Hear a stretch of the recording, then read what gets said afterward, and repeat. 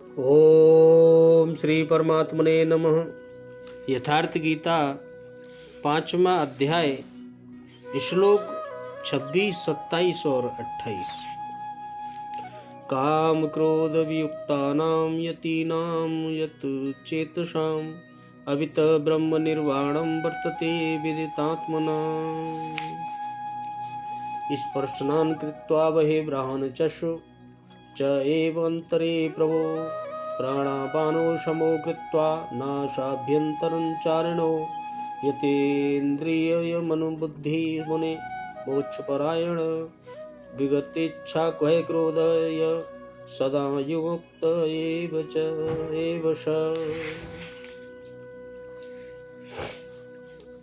भगवान कह रहे हैं, अर्जुन, काम क्रोध से रहित जीते हुए चित्त वाले परम ब्रह्म परमात्मा का साक्षात्कार किए हुए ज्ञानी पुरुषों के लिए सब ओर से शांत परम ब्रह्म परमात्मा ही परिपूर्ण है। और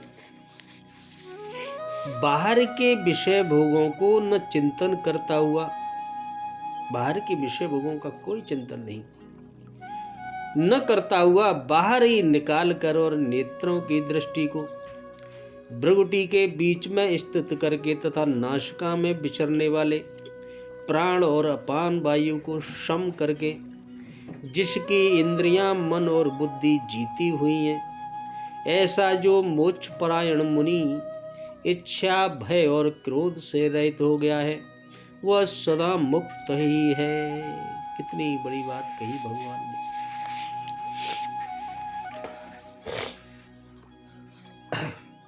काम और क्रोध से रहित जीते हुए चित्त वाला परमात्मा का साक्षात्कार किए हुए ज्ञानी पुरुष के लिए सब ओर से शांत परम ब्रह्म ही प्राप्त है। बार बार योगेश्वर श्री कृष्ण उस पुरुष की रहनी पर बल दे रहे हैं जिससे प्रेरणा मिले प्रश्न लगभग पूर्ण हुआ। अब वे पुनः बल देते हैं कि इस स्थिति को प्राप्त करने का आवश्यक अंग क्या है, इस स्थिति तक कैसे पहुंच सकते हैं। वह है श्वास प्रश्वास का चिंतन, सांस पे ध्यान। यज्ञ की प्रक्रिया में प्राण में अपान का हवन, यज्ञ की प्रक्रिया में प्राण में अपान का हवन, अपान में प्राण का हवन, प्राण और अपान दोनों की गति का निरोध उन्होंने बताया है। उसी को समझा रहे हैं। क्या कह रहे हैं भगवान? अर्जुन, बाहर के विषयों दृश्यों का चिंतन न करते हुए उन्हें त्याग कर नेत्रों की दृष्टि को भ्रुकुटी के बीच में स्थित करके नाक की नासिका के ऊपर भ्रुवो अंतरे का ऐसा अर्थ नहीं कि आंखों के बीच या भौं के बीच नहीं देखने की भावना से दृष्टि लगाएं। भ्रुकुटी के बीच का शुद्ध अर्थ इतना ही है कि सीधे बैठने पर दृष्टि भ्रुकुटी के ठीक मध्य से सीधे आगे पड़े, दाहिने बाएं इधर उधर चक पक न देखें।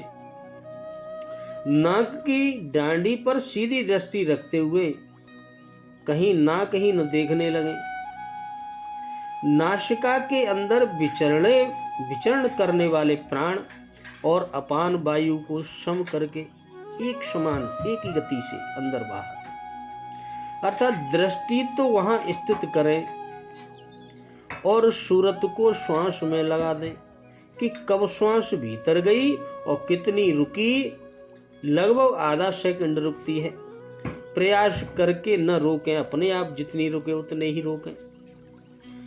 कब श्वास बाहर निकली और कितनी देर तक बाहर रही, कहने की आवश्यकता नहीं है कि श्वास में उठने वाली नाम ध्वनि सुनाई पड़ती रहेगी। इस प्रकार श्वास प्रश्वास पर जब आपकी सूरत टिक जाएगी तो धीरे धीरे श्वास अचल स्थित ठहर जाएगी। सम हो जाएगी। जितनी अंदर रहेगी उतनी ही बाहर रहेगी। न भीतर से कोई संकल्प उठेंगे और न बाहर संकल्प अंदर टकरा कर पाएंगे। बाहर के भोगों का चिंतन तो बाहर ही त्याग दिया गया था। भीतर भी संकल्प नहीं जागृत होंगे, सूरत एकदम खड़ी हो जाएगी। है तेल धारा व्रत, तेल की धारा पानी की तरह टप टप नहीं गिरती, जब तक गिरेगी धारा ही गिरेगी। इसी प्रकार प्राण और अपान की गति एकदम समय स्थित करके इंद्रियों और मन और बुद्धि को जिसने जीत लिया है, इच्छा जिसको नहीं है, कोई भय नहीं है और क्रोध से रहित हो गया है, मनशीलता की चरम सीमा पर पहुंचा हुआ वह पुरुष मोक्ष परायण मुनि सदा मुक्त ही है। मुक्त होकर वह कहां जाता है, क्या पाता है? मोक्ष, उस पर आगे बताएंगे प्रभु। अभी काम क्रोध से रहित बतलाने का क्या अभिप्राय है? क्या अज्ञानी महात्मा के मन इंद्रियों के द्वारा काम क्रोध की कोई क्रिया ही नहीं होती? सुने ध्यान से। ज्ञानी महापुरुषों का अंतःकरण सर्वथा परिशुद्ध हो जाता है, परिशुद्ध हो जाता है। इसलिए इसमें काम क्रोध आदि विकार लेश मात्र भी नहीं रहते। ऐसे महात्माओं के मन और इंद्रियों द्वारा जो कुछ भी क्रिया होती है, सब स्वाभाविक ही दूसरों के हित के लिए ही होती है। व्यवहार काल में आवश्यकता अनुसार उनके मन और इंद्रियों द्वारा यदि शास्त्रानुकूल काम क्रोध का बर्ताव किया जाए तो उसे नाटक में स्वांग धारण करके अभिनय करने वाले के बर्ताव के संदर्श केवल लोक संग्रह के लिए लीला मात्र ही समझना चाहिए। यहाँ यति शब्द का क्या अर्थ है? मल, विक्षेप और आवरण, ये तीन दोष ज्ञान में महान प्रतिबंधक रूप होते हैं। इन तीनों दोषों का सर्वथा अभाव ज्ञानी में ही होता है। यहाँ काम क्रोध वियुक्तानाम से मल दोष का यत चेतसाम से विक्षेप दोष का और विदितात्मनाम से आवरण दोष का सर्वथा अभाव दिखलाया कर परमात्मा के पूर्ण ज्ञान की प्राप्ति बतलाई गई। इसलिए यदि शब्द का अर्थ यहाँ सांख्य योग द्वारा परमात्मा को प्राप्त आत्म संयम के तत्व ज्ञानी मानना उचित है और ज्ञानी पुरुष के लिए सब ओर से शांत परम ब्रह्म ही परिपूर्ण है। इसका क्या भाव है? परमात्मा को प्राप्त ज्ञानी महापुरुषों के अनुभव में ऊपर नीचे बाहर भीतर यहाँ वहाँ सर्वत्र नित्य निरंतर एक विज्ञान आनंद घन परम ब्रह्म परमात्मा ही विद्यमान है। जिनको ज्ञान है उनके लिए एक अद्वितीय परमात्मा के सिवा अन्य किसी भी पदार्थ की सत्ता ही नहीं है। इसी अभिप्राय से कहा गया कि उनके लिए सब ओर से परमात्मा ही है। कर्मयोग और सांख्योग दोनों साधनों द्वारा परमात्मा की प्राप्ति की और परमात्मा को प्राप्त महापुरुषों के लक्षण कहे। उक्त दोनों ही प्रकार के साधकों के लिए वैराग्य पूर्वक मन इंद्रियों को वश में करके ध्यान योग का साधन करना उपयोगी है। अतः अब संक्षेप में फल सहित ध्यान योग कैसे किया जाए उसको बता रहे हैं भगवान। बाहर के विषयों को बाहर निकालने का क्या अभिप्राय है? सुने ध्यान से। बाह्य विषयों के साथ जीव का संबंध अनादिकाल से चला आ रहा है और उसके अंतःकरण में उनके असंख्य चित्र भरे पड़े हैं। विषयों में सुख बुद्धि है उनकी और रमणीय बुद्धि होने के कारण मनुष्य अनवरत विषय चिंतन करता रहता है और पूर्व संचित संस्कार जग जग कर उनके मन में आसक्ति और कामना की आग भड़काते रहते हैं। इसलिए किसी भी समय उसका चित्त शांत नहीं हो पाता, यहाँ तक कि वह कभी ऊपर से विषयों का त्याग करके एकांत देश में ध्यान करने को बैठता है तो उस समय भी विषयों के संस्कार उसका पिंड नहीं छोड़ते। जैसे ही आंख बंद करेगा वो ही चलने लगेंगे। इसलिए वह परमात्मा का ध्यान नहीं कर पाता। इसमें प्रधान कारण है निरंतर होने वाले विषय चिंतन, और यह विषय चिंतन तब तक बंद नहीं होता जब तक विषयों में आपकी सुख बुद्धि नहीं रही है, आपको सुख महसूस होता है, बनी है। इसलिए यह भगवान कहते हैं कि विवेक और वैराग्य के बल से संपूर्ण बाहरी विषयों को क्षणभंगुर, अनित्य और दुखों के कारण दुखमय समझकर उनके संस्कार रूप समस्त चित्रों को अपने अंतःकरण से बाहर निकाल देना चाहिए, फेंक देना चाहिए। उनकी स्मृति को सर्वदा नष्ट कर देना चाहिए, उनका ध्यान भी नहीं आना चाहिए। तभी चित्त स्थिर और प्रशांत होगा। देखो कितनी बड़ी बात कही। नेत्रों की दृष्टि को भ्रगुटी के बीच में लगाने का क्या भाव है? नेत्रों के द्वारा चारों ओर देखते रहने से तो ध्यान में स्वाभाविक ही विघ्न पड़ जाता है, विक्षेप होता है, और उन्हें बंद कर लेने से आलस्य और निद्रा बस हो जाने का भय होता है। आलस्य आता है, नहीं नींद आ जाती है, इसीलिए ऐसा कहा गया है। इसके सिवा योग शास्त्र संबंधी कारण भी है। कहते हैं कि भृगुटी के मध्य में द्विदल आज्ञा चक्र है, इसके समीप ही सप्तकोश है, उनमें अंतिम कोश का नाम उन्मनी है। वहां पहुंच जाने पर जीव की पुनरावृत्ति नहीं होती। इसीलिए योगीगण आज्ञा चक्र में दृष्टि स्थित किया करते हैं। यह प्राण पानो, प्राण और अपान वायु के साथ नासा व्यंजनचारणों विशेषण देने का क्या भाव है?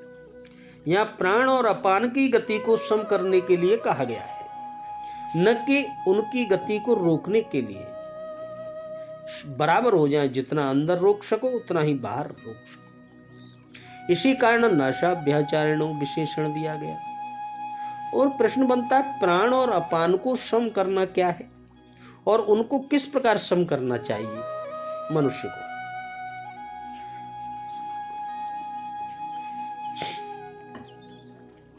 प्राण और अपान की स्वाभाविक गति विषम है। विषम है मतलब एक सी नहीं है, स्वाभाविक। कभी तो वे वाम नासिका में विचरते हैं और कभी दक्षिणी नासिका में। वाम में चलने लगते हैं,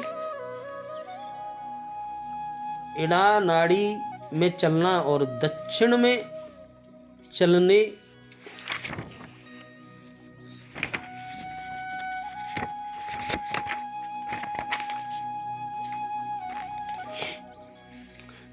को पिंगला में चलना कहते हैं। इड़ा नाड़ी में चलना और दक्षिण में चलने को पिंगला में चलना कहते हैं। ऐसी अवस्था में मनुष्य का चित्त चंचल रहता है। इस प्रकार विषम भाव से विचरने वाले प्राण और अपान की गति दोनों नासिकाओं में समान भाव से कर देना और उनको सम करना है, यही उनका सुषुम्ना में चलना है। सुषुम्ना नाड़ी पर चलते समय प्राण और अपान की गति बहुत ही सूक्ष्म और शांत रहती है। तब मन की चंचलता और अशांति अपने आप ही नष्ट हो जाती है और वह सहज ही परमात्मा के ध्यान में लग जाती है। प्राण और अपान को सम करने के लिए पहले वामनासिका में से अपान वायु को भीतर ले जाएं, प्राण वायु को दक्षिण नासिका से बाहर निकालें चाहिए, फिर अपान वायु को दक्षिण नासिका से भीतर ले जाएं और प्राण वायु को बाहर निकालना चाहिए। इस प्रकार प्राण और अपान के सम करने का अभ्यास करते समय परमात्मा के नाम का जप करते रहना तथा वायु को बाहर निकालते और भीतर ले जाने में ठीक बराबर समय लगना चाहिए और उनकी गति को समान और सूक्ष्म करते रहना चाहिए। इस प्रकार लगातार अभ्यास करते करते जब दोनों की गति सम, शांत और सूक्ष्म हो जाए, नासिका के बाहर और भीतर कंठादि देश में उनके स्पर्श का ज्ञान न हो, तब समझना चाहिए कि प्राण और अपान का सम और सूक्ष्म हो गई हैं। इंद्रिय, मन और बुद्धि को जीतने का क्या स्वरूप है और उन्हें कैसे और क्यों जीतना चाहिए? भगवान कह रहे हैं, इंद्रियां चाहे जिस विषय में स्वच्छंद चली जाती हैं, मन सदा चंचल रहता है और अपनी आदत को छोड़ना ही नहीं चाहता, एवं बुद्धि एक परम निश्चय पर अटल नहीं रहती। यही इनका स्वतंत्र या उत्सृखल हो जाना है। विवेक और वैराग्य पूर्वक अभ्यास द्वारा इन्हें सुशृंखल, आज्ञाकारी और अंतर्मुखी या भगवान निष्ठा बना लेना ही इनको जीतना है। ऐसा कर लेने पर इंद्रियां स्वच्छंदता से विषयों में न रमकर हमारे इच्छा अनुसार जहाँ हम चाहेंगे वहीं रुकी रहेंगी। मन हमारे इच्छा अनुसार एकाग्र हो जाएगा और बुद्धि एक इष्ट निश्चय पर अचल और अटल रह सकेगी। ऐसा माना जाता है और ठीक ही है कि इंद्रियों पर विजय प्राप्त कर लेने के प्रत्याह ने इंद्रिय वृत्तियों का संयम होना, मन को वश में कर लेने पर धारणा यानी चित्त का एक देश में स्थिर रहना और बुद्धि को अपने अधीन कर लेने पर ध्यान यानी बुद्धि को एक ही निश्चय पर अचल रखना सहज हो जाता है। इसलिए ध्यान योग में इन तीनों को वश में कर लेना बहुत ही आवश्यक है। मोक्ष परायण पद किसका भाव वाचक है? जिस परमात्मा की प्राप्ति, परम गति, परम पद की प्राप्ति या मुक्ति कहते हैं, उसी का नाम मोक्ष है। यह अवस्था मन वाणी से परे है। इतना ही कहा जा सकता है कि इस स्थिति में मनुष्य सदा के लिए समस्त कर्म बंधनों से सर्वथा छूट कर अनंत और अद्वितीय परम कल्याण स्वरूप और परमानंद स्वरूप हो जाता है। इस मोक्ष या परमात्मा की प्राप्ति के लिए जिस मनुष्य ने अपने इंद्रिय, मन और बुद्धि को सब प्रकार से तन्मय बना दिया है, जो नित्य निरंतर परमात्मा की प्राप्ति के प्रयत्न में ही संलग्न है, जिसका एकमात्र उद्देश्य परमात्मा को ही प्राप्त करना है और जो परमात्मा के सिवा किसी भी वस्तु को प्राप्त करने योग्य नहीं समझता, वही मोक्ष परायण है। यह मुनि पद किसके लिए आया है? मुनि मननशील को कहते हैं, जो पुरुष ध्यान काल की भांति व्यवहार काल में भी परमात्मा की सर्वव्यापकता का दृढ़ निश्चय होने के कारण सदा परमात्मा का ही मनन करता रहता है, वही मुनि है। विच्छते इच्छा भय क्रोध, इस विशेषण का क्या भाव? इच्छा होती है किसी भी अभाव का अनुभव होने पर कि यह चीज चाहिए, भय होता है अनिष्ट की आशंका से, तथा क्रोध होता है कामना में विघ्न पड़ने पर, अथवा मन के अनुकूल कार्य न होने पर क्रोध आ जाता है। उपर्युक्त प्रकार से ध्यान योग का साधन करते करते जो पुरुष सिद्ध हो जाता है, उसे सर्वत्र सर्वदा और सर्वथा परमात्मा का अनुभव होता है। वह कहीं उनका अभाव देखता ही नहीं, फिर उसे इच्छा किस बात की होगी?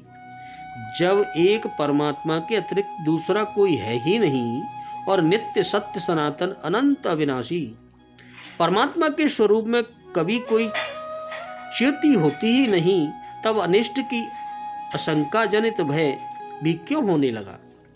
और परमात्मा की नित्य एवं पूर्ण प्राप्ति हो जाने के कारण जब कोई कामना या मनोरथ रहता ही नहीं, तब क्रोध भी किस पर और कैसे हो?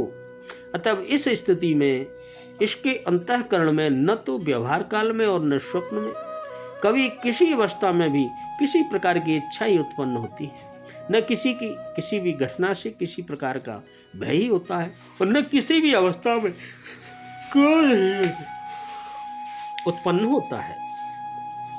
यहाँ एव का प्रयोग किस अर्थ में और ऐसा पुरुष सदा मुक्त ही है, इसका क्या भाव? एव यह अव्यव निश्चय का बोधक है, जो महापुरुष उपयुक्त साधनों द्वारा इच्छा, भय और क्रोध से सर्वथा रहित हो गया है। वह ध्यान काल में या व्यवहार काल में, शरीर रहते या शरीर छूट जाने पर सभी अवस्थाओं में सदा मुक्त ही है। संसार बंधन से सदा के लिए सर्वथा छूटकर परमात्मा को प्राप्त हो चुका है, इसमें कुछ भी संदेह नहीं।